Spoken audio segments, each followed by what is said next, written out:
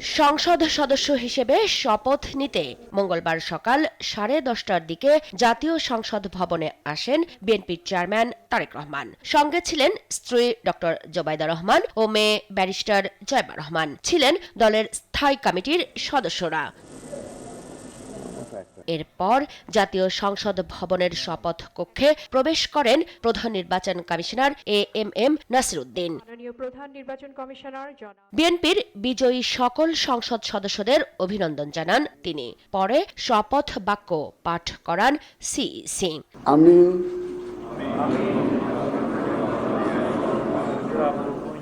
সংসদ সদস্য নির্বাচিত হইয়া সশ্রদ্ধ চিত্তে শপথ বা দৃঢ়ভাবে ঘোষণা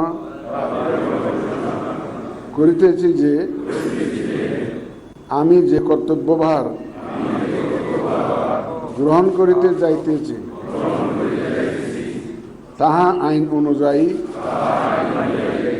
ও বিশ্বস্ততার সহিত পালন করিব। ভিগো ওয়্যার গার্ড প্রয়োজন মতো বাঁকানো যায়, অধিক চাপেও ভাঙে না। ভিগো। আমি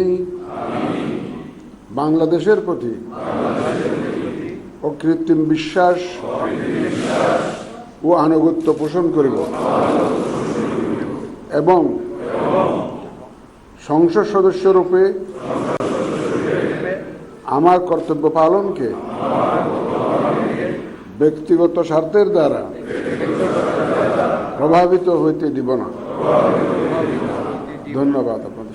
শপথ পড়ার শেষে সংসদ সদস্য হিসেবে এই শপথ পত্রে স্বাক্ষর করেন নবনির্বাচিত জনপ্রতিনিধিরা। এরপর আনুষ্ঠানিকভাবে শপথ অনুষ্ঠান সমাপ্ত ঘোষণা করা হয়। মুক্তা মাহমুদ, দেশ টিভি, ঢাকা।